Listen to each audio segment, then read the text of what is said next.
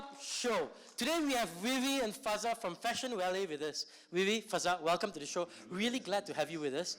Let's talk a little bit about yourself. Maybe Vivy, tell us a bit about how you got into this whole space. How did you become an entrepreneur? And then maybe Fadza, you can tell us what your story too. Vivy? Okay, so I'm 29 years old today. Quite Today? young. No, Okay. this year. 11 December 30, just saying. Coming up, birthday.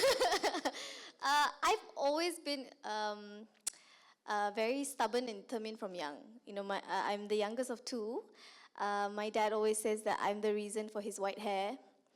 I've always been rebellious. I've been to so many different schools because I couldn't stay one place at one time. I got very restless.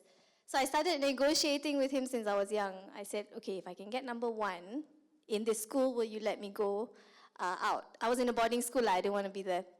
And then he said, you know, every Friday, I would do so many things to make sure I can go home for the weekend. I would get MC and all that lah. And I would make sure I sakit gigi lah, got auntie pass away, then next week another auntie pass away, and then my grandma's auntie passed away, you know, so I had to go home. So the warden really didn't like me. My parents got headache with me, but I excelled in my studies. So I got all A's for all exams, and so they couldn't really say, thank you. They couldn't really say much because I was performing. That's a good student, yeah. But even in school, I would set up my own small businesses. So I would do friendship bracelets. Do you even know what that is? I remember that, yeah. So you can customize the friendship bracelets. So you can have red, yellow, and then I would teach myself how to do like alphabets inside the friendship bracelets also. So I would get commissioned to do all that. So when the teacher is like teaching, I'm there underneath the desk there, I'm doing the friendship bracelet to fulfill my orders. So I've always been into business. I really liked it. Then I went to uni. But in school, you also had little other businesses where you wrote a book, I think, yeah. and you rented it out to others. And Yes, yeah. So when I was standard 3, I think I was 9 years old, I was very into Sweet Valley Kids, Sweet Valley. Do you guys read that? Yeah, we're friends. Sabahans. So I was very inspired by that, and I think my love for writing started then. So I started writing my own Sweet Valley Kids version, and I would make my friends read it by renting it 50 cents. Okay, and then I would leave some pages empty because I have another friend who can draw. At the time, it was very into like Sailor Moon. Do you guys remember that? Okay. Oh wow! All right.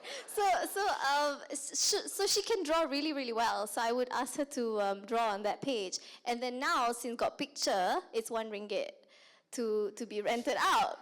So you know, I would kind of develop this, and my dad saw that, and he's a businessman, so he would make me intern with him on holidays and all that. So when I was in London, I met the love of my life. And we just clicked from day one. And that's when we discovered online shopping, the culture of online shopping. Suddenly you don't have to go out. You know, you can just get your books online, you can get your shoes online, you can get even groceries. And at one point I was so lazy, and it was winter, I even got onions online. And they would be delivered to my house, right? So when I came back in 2009, upon graduating, I missed that convenience. And at that time in Malaysia, it wasn't very apparent. It was still underdeveloped. So maybe you want to tell the story of how FashionValet... Yeah, if not, it's 1 hour of me, guys. Yeah, so go ahead, Fadza.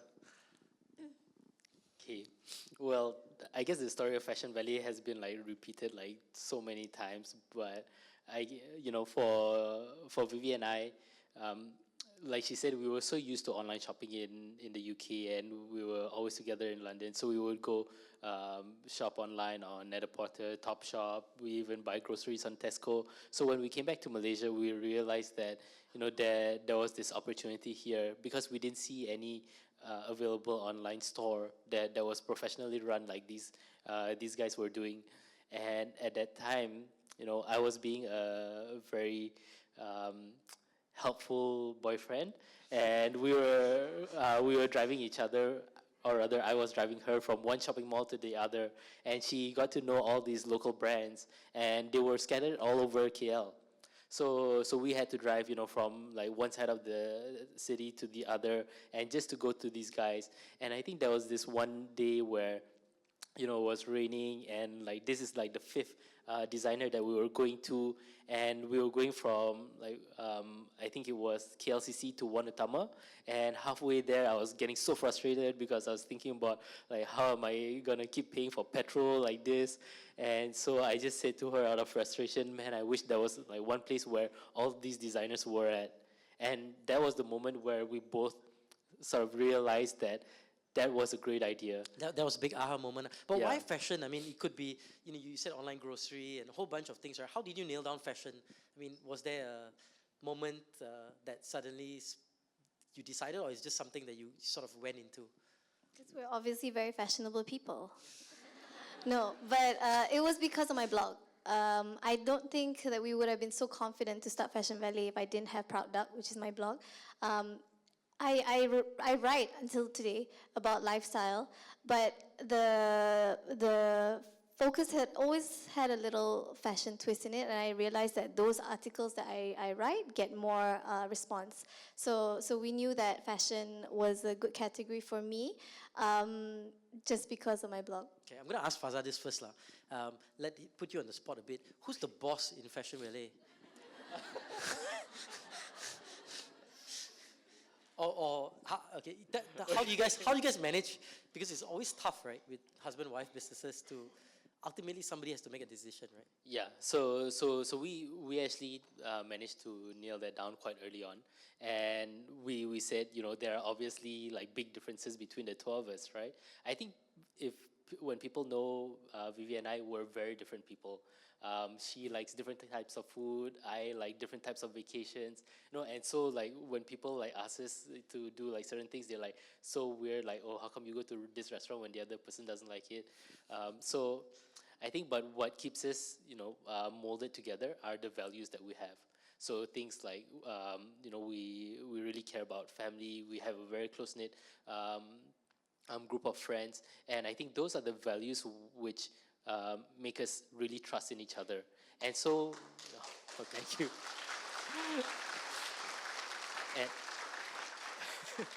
And so when it came to making decisions, we said that you're great in one area and I'm great in another area. So if things to do with like buying, merchandising, creative marketing, that's all your decision. You come up with those. And for me, it was more of the boring stuff, lah. The operations, the finance, the like actually have to go and collect money from people. And so we said that is our roles, right? And that's our responsibilities. But what if it happens that we have very strong opinions on a particular area, and that's where we decided who has the ultimate veto, right? And who has that? And Maybe, No. you're passing it to her, so I'm assuming. No, okay, so ultimately, I feel that every organization must have a clear leader. One. Because it was great until one point where people were like, I have to ask you for approval, and then I have to ask Fadza for approval. Who do I go to, right? So we early on also we decided, okay, yes, I handle those areas, you handle that area, but ultimately you are the CEO of the company and I'm the CCO. So even when we talk to investors or partners, it's clear that Fadza is the brains and the CEO of the company, and I'm just the face, sitting and smiling. So yeah, but we argue a lot. We're very different, like Fadza says. So we even had an argument just now when you were speaking. I do that to people. So what we did was we have a really good management team. So they are the ones who vote. So we give that power to them. Okay, ultimately you guys decide. This is what I think. This is what Fadza thinks. Who do you guys like more? No, and you started this business at a very young age, very early in life. I mean, you haven't even hit 30, and you guys have a huge business that's thriving in Malaysia. What were some of the early obstacles that came your way? I mean, a lot of the businesses here, they are not at your stage probably. I mean, they're at a stage where they are trying to scale up. They're trying to figure out how do we take that next journey, right? Walk us through some of your obstacles, and maybe Fadza and both of you, I mean, you can just jump in and feel free to grab the mic from her anytime you please. But talk us through, maybe you can talk through one, two, and Vivy, you can talk through a couple others, that the early obstacles and how you overcame them. I think that there are so many challenges that, it's very difficult within an hour to talk about all of them. But what I would say is that there were probably two main periods for the company. One was when we were starting up. I would say that was the first 2 to 3 years period where, we just launched, and we were one of the, if not we were the first ones, right, to do online shopping, especially in fashion. And we got together like all these great 10 brands, like they were top brands like Razwan Razul, Tom Abang Salfi, Nurita Harith, and we didn't have any competition at that time. So even in the first month, we already did like 30,000 ringgit, and we were like, wow, that's 30,000. We're gonna be millionaires next year. and we were so comfortable, growing the business. It was just the three of us for the first 2 years, and I think during that time we also got very complacent. People were coming to us; they wanted to join us, and we weren't even thinking about like a target to grow for next year. But then we had like major competition, so that was our first biggest challenge for the company when big players from Europe and US started coming in, and that hit us really hard. It made us realize that we were sitting on a gold mine and we were just like sitting back and doing nothing about it, and so when competition came in, it really affected us. And so they were signing on a lot of our brands, and we said that, we need to compete with them. They're giving lower prices, we should give lower prices. They're like doing a lot of online marketing, we should do a lot of online marketing. They raise money, we should raise money. And right after they launched, and over the next 6 months, we actually saw that we were getting beat like pretty badly. And we said that, we're not even proud of what the business has become now, because we weren't curating the brands anymore. We were taking brands which we weren't really even proud of. They were just cheap, right? And so we said that I'm not even happy looking at the website anymore. If we have to close shop one day, let's do it being proud about what we did. So we discarded all those new brands that we signed on over the last few months, and we said, let's just focus on the best local brands. And from there, we started getting customers feedback saying that, I'm glad that you guys got rid of those brands and you're just focusing on these brands, because I don't know why you guys were selling like 60 ringgit tops, because that's not what I expected from you guys. And so now I'm glad you're redoing that. So that really instilled a sense of, people really care about the cause that we're doing, because we always said that we want to do this because we want to elevate the local fashion industry. And so we said that that's a clear sign that we need to stay true to what the mission of the company is. And that was us overcoming the first challenges. And I mean, over those 6 months,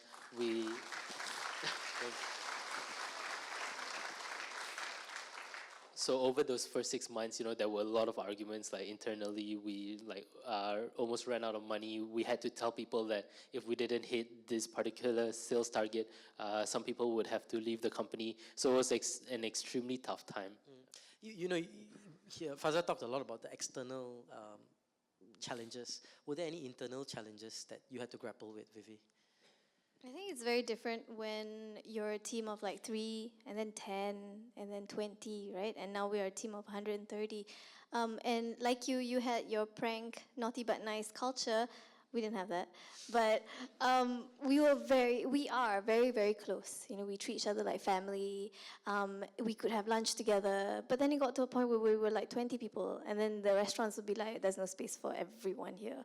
So it was hard for us to make reservations, And Fadza and I got busier trying to grow the company, trying to find partners, trying to talk to investors. So we didn't have a lot of time anymore to get to know everyone, each and every person. So I think that's one of the struggles that we face until today. I think it hurts me when I go to my warehouse that I don't usually visit, and I don't know some people's names. As a leader, you're like, I should know their name. How come I don't know their names? They're new faces every day. So trying to keep the culture, trying to be a good leader externally, trying to grow the company, but also internally, trying to engage with the staff, the team, is incredibly difficult. And I mean, you guys are married and also partners in business, right? Is that challenging? I mean, No, we're soulmates. although you just and you don't. I mean, you just said you fight a lot, and you. So I mean, what were some of the early challenges, in terms of your personal relation? I mean, I think there are a lot of husband-wife partnerships out there, and we find that. I mean, at least statistically, we find that a lot of it are. End up in divorce sometimes, or business breaks up, right? I'm just saying the statistics. But I mean, did you guys know this, and did you take certain precautions to make sure that both your marriage grows and the business grows? Or I mean, what were some of the things that you did? From early on, we decided that we're not going to the business because we were boyfriend, girlfriend, or husband and wife. It wasn't out of convenience. It was really finding the right partner in the personality. So for me, I'm very outgoing. He's not. I'm Stay at home, Fadza. I'm going out. No, I like to go out, and he's quite shy, and he's very good with numbers. I am very good at spending. So we Sounds are like a very perfect pair. perfect. So you have to find a partner. Partnership's super crucial. You have to find a partner who complements your weakness. So wait. What was the question? So I can't really focus. He can. So you see, the balance is there. And for us, we are both very ambitious, and our goals are aligned, and we know where we want to go. And it's a good thing that our spirits are still very strong in the business. Our passion's very strong. So there's no such thing as balance for us. Okay. And Fadza, you agree with that? You got 30 seconds. We need to take a break in a second. But in 30 seconds, do you agree what she says? And what were some of the challenges? Yeah, absolutely. I think one of the things that we planned early on is conflict resolution. Whenever whether it's at home or in business, because you can't like fight over breakfast and then expect to go to the office like happy and get straight to work. So we over time we said that if we have any arguments, we have to solve it immediately. If we have arguments late at night, nobody goes to sleep. Yeah, so we had a lot of sleepless nights. With that, we're going to take a short break right now. We'll be right back here with the second segment of the AmbankBizClub with Vivy and Fadza.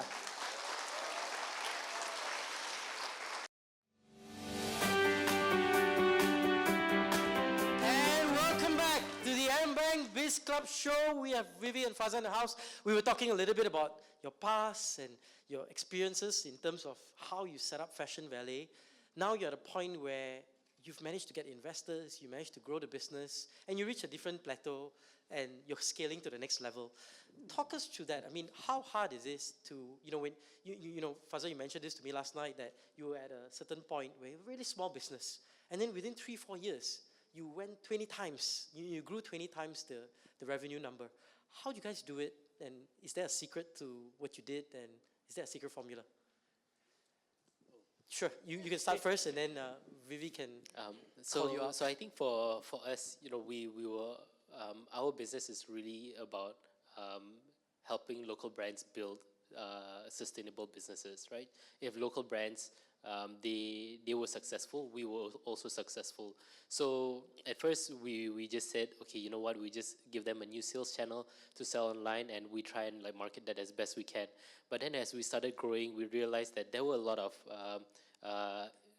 issues that these local brands face, more than just sales. And we said that we need to solve those problems so that they can help themselves before they help us. So we started digging and asked them a lot of questions, and it turned out that a lot of their issues were very similar issues. So we said that we can actually solve this problem by working a lot closer with them. At that time, we were just thinking about growing the number of brands. But then we said, okay, let's just take a break from growing the number of brands, and let's focus on a handful of brands and help them scale their business to the next level. And so when we did that, we helped them with financing, introducing them to new manufacturers, really and things like HR issues. So we really help them like build a company or an organization for their own brand. How did you end up? I mean, at first, before you help them, you had to help yourself, right? Yeah. How did you go through that process of transforming yourself into a point where people were excited, people were investing, people? I mean, Yeah. before you help others, did something happen internally to enable you guys to do this, right? Yeah.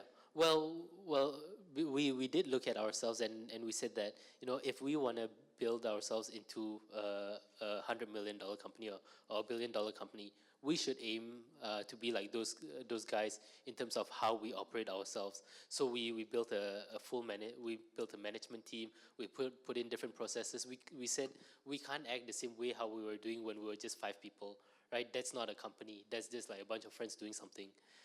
So we put a lot of these things in place, and it actually happened over time. We were very fortunate to have a lot of mentors. So we told them that what's happening and what we were doing, and they actually gave us a lot of advice. And most of the time they said that we were like not keeping our finances properly. We were not like treating our employees properly. There's no structure. They said the vision wasn't clear. So I wouldn't say that there's one particular area which we focused on that suddenly like made the business boom. It was a combination of a lot of different small things, and I think that's the thing when you're running a business. You think that you just need to do one thing and it changes, right? But you actually have to have your hands in everything and do everything at the same time. And Vivi, Fadza talks about mentors, and I think you mentioned this before to me also, that mentors were critical in terms of helping your business to scale and grow to the next level. Talk us through some of these mentorships that you've had and some of the lessons that you've learned from these mentors. I think, like you said, people don't like change, right? And people also don't like to hear bad things about themselves. For me, I am lucky in a way that I am always being put on the spotlight, being a blogger myself. So people will complain to me, everything, their order, where's my order, I haven't received my order, all these things. And I will reply, oh, can I get your order number? I will check. So from then, I have direct access to my customers telling me what's wrong and what needs to be improved. If you see the first website of FashionValet, you would feel so sorry for us. It was terrible. It was so basic, and the aesthetics weren't there. Filtering system didn't exist, and all these things. What helped us grow was our customers. We actually listened to them. They're like, oh, I need this filter. I need the price. What do you call that? Price filter as well. I need a zoom in function. All these things. You need to be able to listen to your customers. Another thing I like to do is always ask for, always ask advice from people who don't agree with me. I think we like to go to our parents who think we're perfect. We ask our best friends. Of course, they're going to tell you your idea is amazing and you're the best person in the world, right? But ask a stranger, ask them to test out your product. And mentors, really, I cannot stress enough how they have changed our mindset. Because when you're doing the business, you're not seeing it from an outsider's point of view. You're doing it, you don't know why it's just not taking off, right? But if you ask an outsider to look into your company and like what's wrong with it, what can I do to improve, it really opens up a whole light. And Fadza, you got investment from Japan. I mean, one of your investors is a big retailer in Japan, right? How did that happen? I mean, how did you manage to not just be Malaysia-centric? Because a lot of time we are very, centered around the people that are near us. How did you manage to reach out and expand your horizon? And what did those guys do for you? So the investment from Japan is really interesting because they approached us, and how they got to know about us was because of the fundraising we did the previous round. And so we've been through 3 stages of fundraising, right? The first one was from MyAG, where Vivy and I, we joined a competition called MyAG Make the Pitch. You guys can watch it on YouTube and laugh at it. Please don't watch it. and so we won that competition. So that wasn't really a full-on like proposal to an investor. So for the second round, that was our real test of trying to get an investor to invest in us.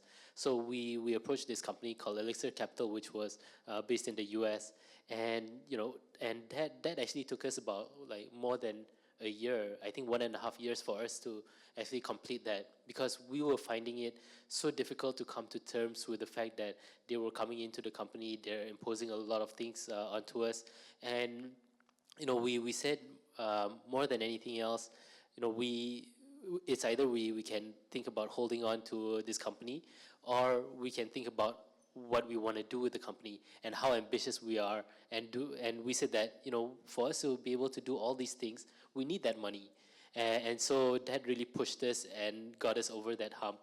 So when the Japanese guys heard about that, they actually contacted us, and they said that they were interested to invest in us. And it was actually the funniest thing, because they actually came down to Malaysia to have a meeting with us, and Vivy and I were there in the room, and we didn't do any prior background check on them, because initially we thought, oh, they're probably just competitors that want to copy us. And so we did our whole presentation to them. We told them our sales numbers, and they were like, oh, wow, that's really good. And by that time, we were only like single-digit million. And so, yeah, 3 million. And so they were like, oh, wow, that's really good. You built a really good business. And then we were like, okay, so, what about you guys? How much sales do you guys do? And so these Japanese guys, they were so nice and so sweet that they would take out their calculator and they talk to each other. And one of the guys is the CFO. And so they like press numbers on their calculator, and they say, 180 million yen. And then the other one would say, no. And then they go back to their calculator, 18 billion yen. And then they go back and forth for a while. And then finally we're like, oh my God, just like get us a number already. And then they were like, okay, $1.2 billion. And we were just like, what are you talking about? 1.2 Who are you guys? US dollars. Yeah, US dollars. We're like, who the heck are you guys? Right? They're telling us that you guys are doing really good, 3 million, wow. And they're like 1 point, So. Yeah. And so after that, we were like so excited that they were in our office, and we like quickly looked them up and everything. And that was the most like ignorant point of for us, right? And so after they invested, they were great guys. We have a great working relationship. We went to Japan to visit their warehouse. If you guys like watch, all the dreams of having robots run the warehouse, that's them. So we were totally blown away by the kind of things that they would do. And they would actually come down every quarter to like give us advice, talk to us, take us through the problems. They've gone through almost every single problem that we throw at them. So that itself, I would say, is priceless. So having that kind of person as a partner has been immensely helpful. Vivy, Farah from our audience has a question on sales. I mean, one of the struggles I think we have as business owners is building more effective sales teams. How did you grapple with building an effective sales, not just channel, but also enabling your sales team to continue to improve and be better? We don't actually have a sales team. We have a marketing team. So with them, number one, because, so me and Fadza, we started this company. It's our first company. We're very young. It's not like we have experience once we start company. Okay, these are the structures to put in place, blah, blah, blah. It's all very glossy. We didn't have that. It was literally learning as we go. And because of that, there were so many mistakes, and exactly that people didn't understand what was expected of them. So I think number one, set expectations. So set the KPIs and what they have to achieve. So they know where they're supposed to go. Where's the end finish line for that month, say. And number two, I think as a leader, you've got to give credit when it's due. I think people love when the leader recognizes them, acknowledges them, and say, good job, I think even a 2-word good job means the world to them. Okay, and how did you, Fadza, maybe you can address this. How do we build brands? I mean, another Elena from the audience talked about how do you build effective brands? I mean, you've built a very powerful brand, but not only that, how do you enable your customers to keep coming again and again and getting excited by your brand every day? So that's a great question. And what I would say is, for The best thing about Vivy is, I mean, apart from being a great wife, is she's an amazing storyteller, right? And I think storytelling is what the company does best. So the way that we think about marketing is we don't just think about sales. We think about, how do we hype something, or how do we get people to be extremely engaged with us. So two of the campaigns that we ran recently, one was for FashionValet, we did hashtag I am homegrown. Have you guys heard about that? And for duck, we also did the yummy duck. And so these are two prime examples of like how we come up with a story and we don't even think about sales yet. So for the yummy duck, we said that we want to do a campaign which revolved around unsung heroes. So we said that, let's talk about the kueh seller. And so people don't realize that, when you're doing your everyday thing and then you say, okay, let's just go get some food, and you go to the same place over and over again, right? Like Vivi and I, we will go to Bangsa, and there's this guy, La Chucho, in Bangsa village, and we will go there and they would be there, every day. And you never think about it, but that person or the uncle standing by the side of the road selling that kueh has been standing there for 40 years. Right? And you never think about it because you just think about about feeding yourself. And so we said, let's build a story around them and make people realize like how amazing these guys are, because they don't even expect anything out of us. And so that campaign did extremely well. We highlighted 3 different sellers, and up until that point, we didn't even think about what we were going to sell. And so we said that, okay, let's just come up with 3 scarves, which was an homage to these guys. And people just wanted to be a part of that campaign and a part of that movement. And so when we released it, people were so hyped up about the yummy duck and like supporting these people that they thought that they want to buy the product so that they can be part of the brand, which they also believed in. So it's really about storytelling. It's interesting that one of the things that Malaysians don't do so well is build brands, and we don't do so well in terms of storytelling. Vivi, how did you develop this skill of storytelling? Was it something natural or something that you had to work at, and are you still working at it? I think it's also my experience from writing, blogging. I wrote my little children's book. But honestly, it's not all about storytelling. You know why Malaysians don't have, long-lasting brands? Because we have this copycat nature. Whatever works at the time, just copy it. How do you last? How do you sustain yourself? You don't stand for anything.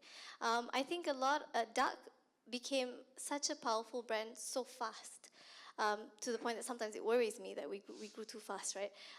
But because of that, there were so many copycats, copying the exact same product, exact same box, everything.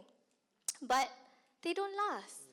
Because that's why I truly believe that any brand has to have a cause, not cause, right? People have to want to be a part of it. You can have the best storytelling in the world, but if your product sucks, it sucks. So you have to have a good package. The branding, what you stand for, not just about stories. It can be anything. Maybe your logo, or maybe what you do for charity. It has to be well recognized, but at the same time, your product has to be damn good. Okay, we're gonna get some questions on advice that you can give us, but before that, Fadza, I wanna ask you about the future, right? As the CEO of this company, right? What's the future of FashionValet? Where are you taking it, or where are you guys taking it, and what's next for FashionValet?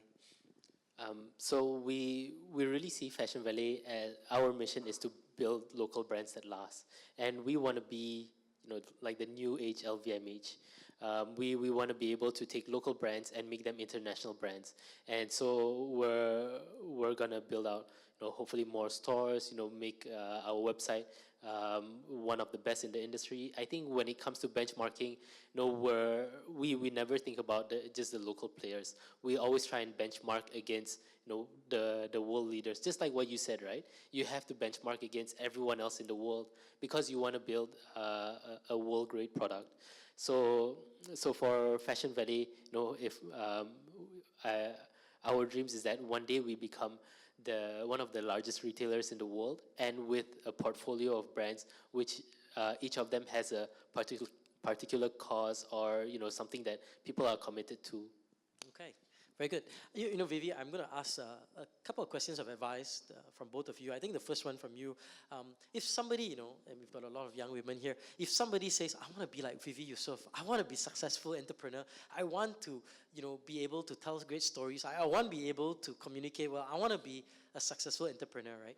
What advice would you give that young person? I think first of all, when someone says, I want to be like Vivy Yusof, I tell them, no, you don't. You want to be the best version of you. So I think finding your strength first and foremost would be good.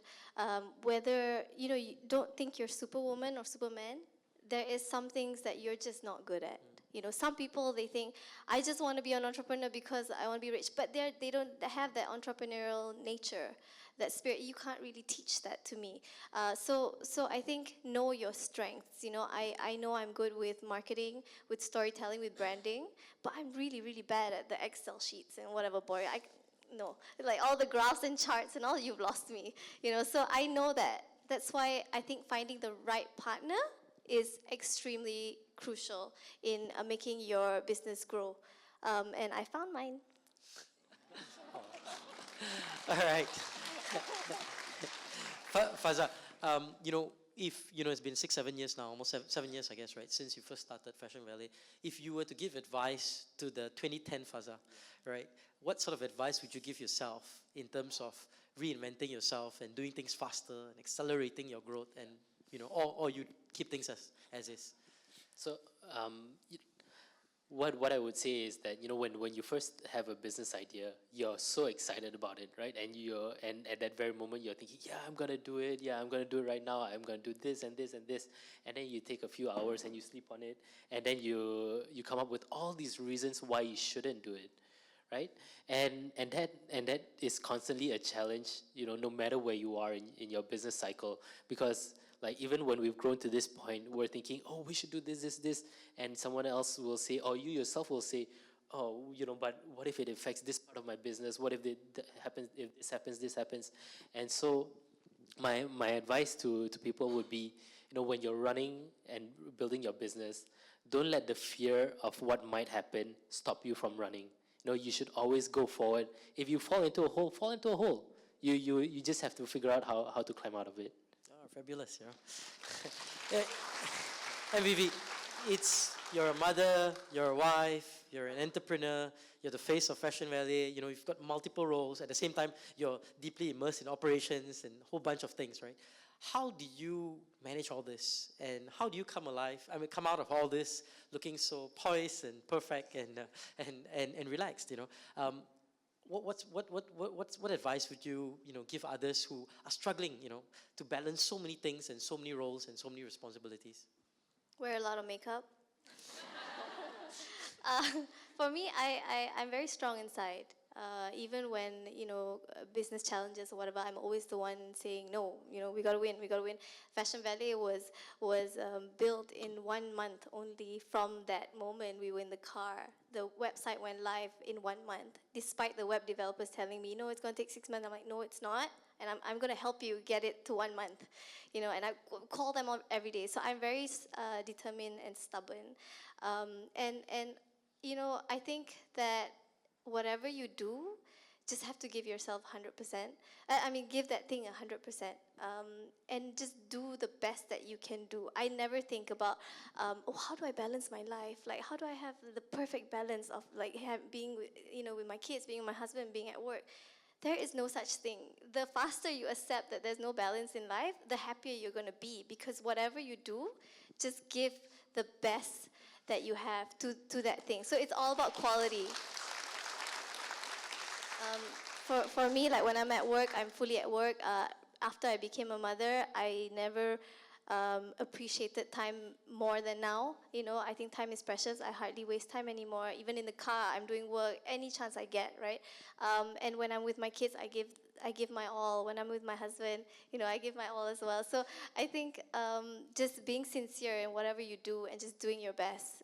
All right, fabulous. I think I really take my hat off to Vivy because So sweet today. No, seriously, guys. I think I have to cook tonight. Because he's on TV, you know. This is the TV Fadzar.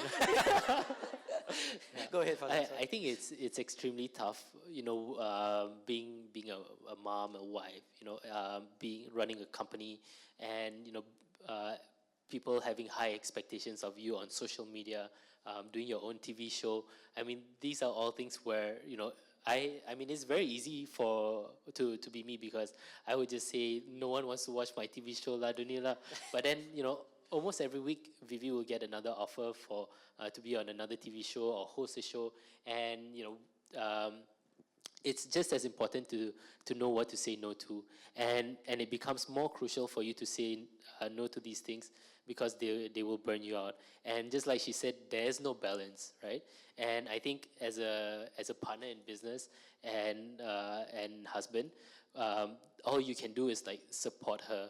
If that week she doesn't end up spending any time with you, you have to accept it. I think when people go into businesses with their marriage partner, they say that, but this is husband and wife. There are husband and wife rules and there are business rules. No, I think husband and wife rules go out the window when you start business with your partner, and you have to be more of a supporting partner rather than a husband. Okay, fabulous. And Fadzar, maybe this to you first. What advice, would you give CEOs? Let's say you're addressing a group of CEOs. I mean, there's a bunch of them here right now. What sort of advice would you give them in terms of how they can grow and scale their company? What pearls of wisdom would you impart to them? I think, for me to be theoretical is quite hard because I have to admit that, we're not super experienced. But what I would say is that a few weeks ago, Vivy and I went for a course in San Francisco. And, on the way there, we were talking about the problems in our organization. And we were saying that, it's a lot of our problems are down to how we structure the people and the people and the attitudes. And when we went to San Francisco, they took a survey of what were the problems in your organization, and people was always at the top. And just even today, you and Joseph were talking about people as well. So, if you want to scale your company, when you're an SME, you can still do what you do it amongst your friends, and it works because you're always spending so much time with them, right? But when you become a 50-man company and your senior management are guys that you've just hired and you're just expecting them to come in and work everything out, I think you have to be, just like you said, you have to be extremely clear. And for me, you have to be extremely detailed in what you expect out of them and what you want the company to be. Because they ultimately are going to be your kaki tangan, right? I mean, they are going to be the extension of you. This person's going to hit your marketing, this person's going to hit your operations, and they need to know exactly what you know and what you want. So really spending a lot of time and thinking about how you can mold your people so that they are as motivated as you are to grow the business. I think that is the number one thing that business leaders should think about. All right, fabulous. I think also being a business CEO, you only talk to your management most of the time. You're bouncing off ideas and solving problems with them, right? But what we've learned as well, we've started this whole brainstorming idea, and we actually invite everyone in the company, whoever wants to join, to come to the brainstorming session. So we get our graphic designer, our editor, our photographer suddenly coming yesterday. Right? Yesterday we had our brainstorming session for our mobile app. It's going to be great, guys. You guys have to download it.